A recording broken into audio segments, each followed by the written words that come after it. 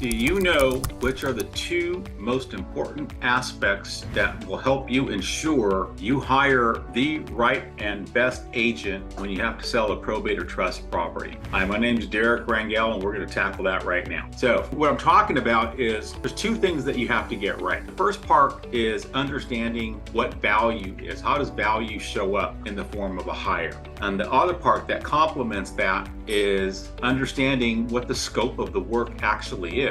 Like if you're going in and you're going to have surgery performed on you, the surgeon's going to have a pre-surgical checklist, make sure all the materials, all the tools that they need to perform that surgery are there, and they're going to check everything that the surgery is ready to proceed. And then when they're done, they're going to do the same to make sure they didn't leave things inside your body. For real estate, we are a highly compliance-driven industry, and there's two aspects of the scope of work.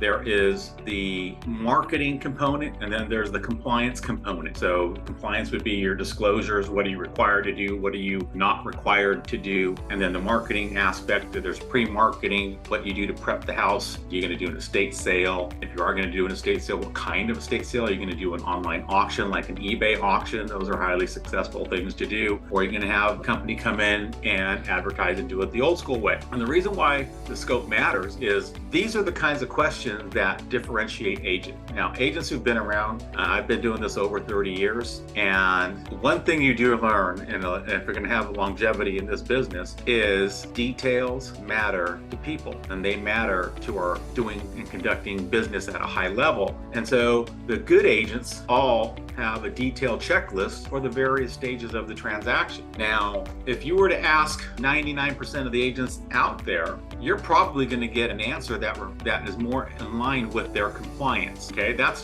fine. You know, they have to know that part. But when you're hiring for the entirety of the total scope of work, and to give you an idea of the difference, if you are hiring and the checklist, so if the agent does a compliance checklist, let's say there's 60 items on that, that's about typical for most offices, and they vary from office to office, but generally 60 is a pretty good number. If somebody says there's 60 things to do, then what they're telling you is they don't know how to do the other 180. That's right, 180 things. My checklist for my pre-marketing, my going live, my transitioning, my communication with compliance, all those things, we have a list of 180 things. So the important thing here is that if in total I have 240, because I have my 60 compliance, and I have my 180 of checklist items that move this whole thing from soup to nuts from beginning to end. If they only give you a list of 60, you're going to pay them the full 5 or 6% commission, and you're only going to get 25% of the work done. That's the first clip. Now let's talk about value. So value, really what you are doing is you're in the market to purchase experience using the estate's equity in exchange for the commission that the agents are going to be paid. In layman's terms,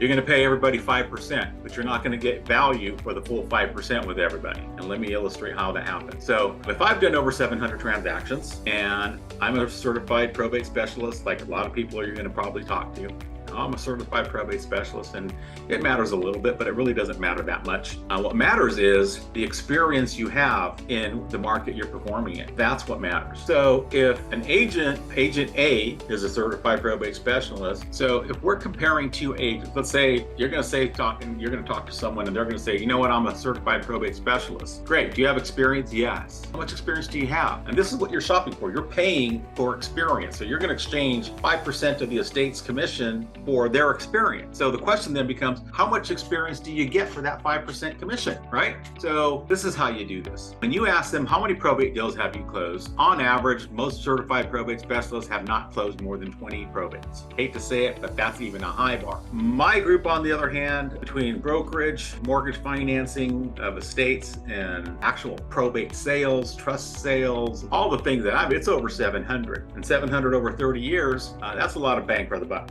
And how much bang for the buck is it? Well, if you're going to compare which gives you the most value, me with 700 or the other guy with 20, consider that 700 is 35 times more than 20. So essentially, if you get the guy who with a lot of experience, he's going to bring you 35 times greater value than the guy with 20. And that's the context. Know what you're paying for. So you're exchanging equity for experience on the value side. And the other part you have to get right is understanding that the person you're going to hire understands the entirety of the scope of work. 240, most guys are going to say it's 60, it's 240. And they're not going to know this, but you're going to know this, and that's why I'm producing this video to help you make a great hire. Thanks for listening.